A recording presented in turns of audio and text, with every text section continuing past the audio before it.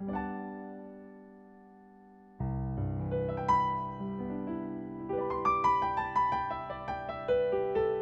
ladies and gentlemen.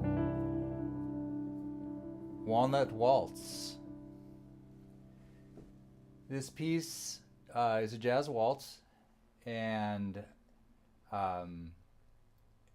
makes prodigious use of the major 7 chord. Not a lot of dominance in this one.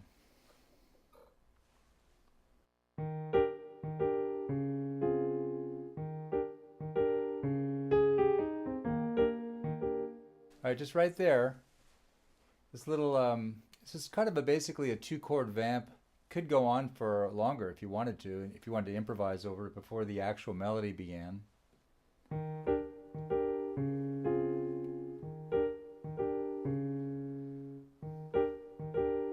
Ladies and gentlemen, we'd like to welcome you to the Jazz Salad Diner, where we'll be blah blah blah.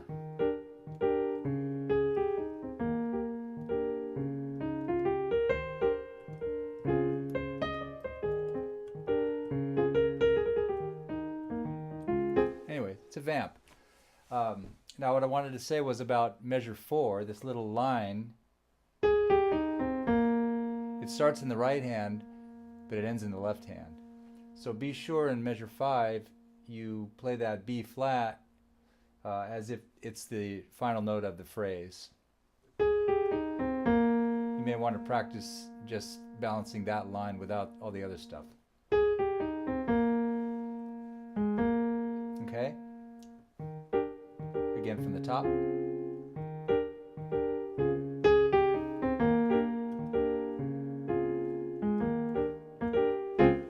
Here comes the melody.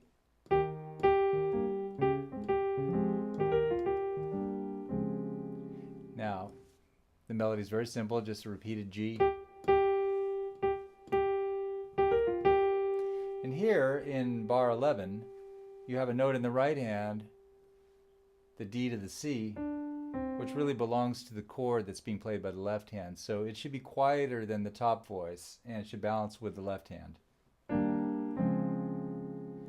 So bar 11, slowly. The trick there is to play these chords quietly enough so we still hear that G ringing through.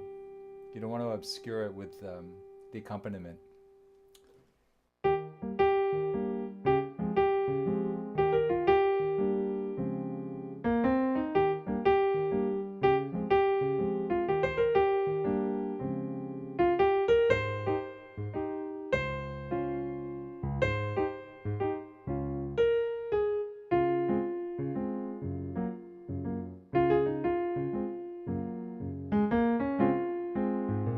Okay, so up to there, I'm really quite a bit difference in dynamic level in between the melody and the top and all the other stuff.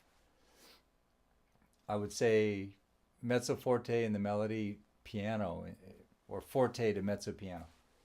But now here in bar 25, the left hand starts to have a little bit more of a melodic interest.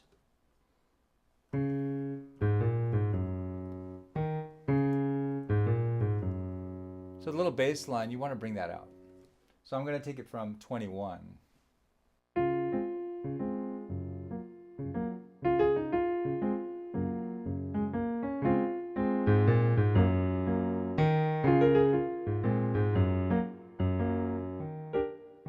And then we're back to like the beginning. Now this we call the interlude. It has a melody that kind of pops in. So I'm at 29 now.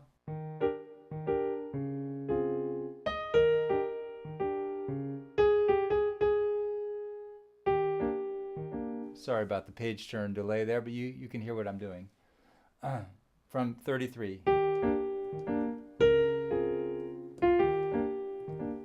So there in 34, again, balance. We have that B flat in the right hand, and then below it, the chord should be much quieter. 33.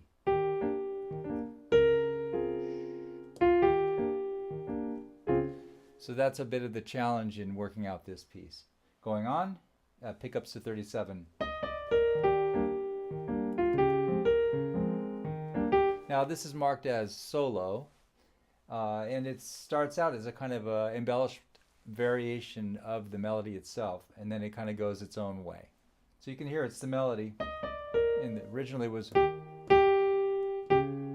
here at the solo, it's.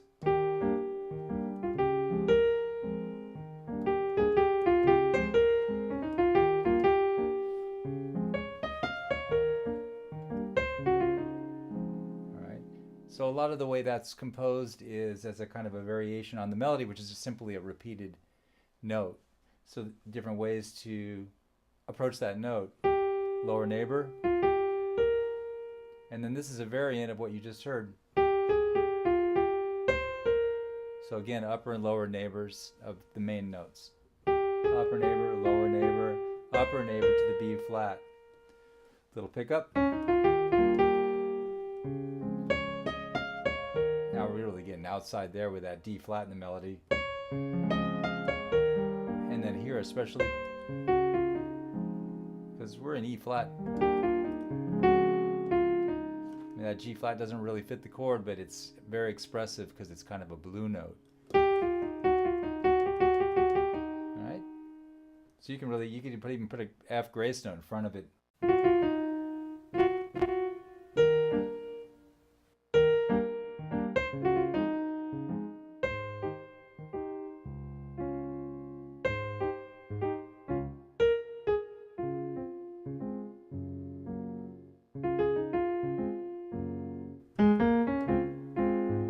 Just like before. This is what's known as a tag. You just repeat it again. And here tempo slows very much down. Take your time.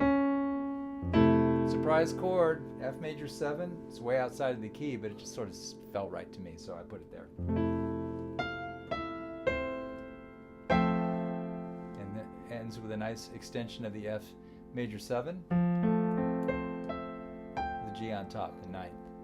And for really adventuresome, you could play that chord up a half step. I mean, I might. The end.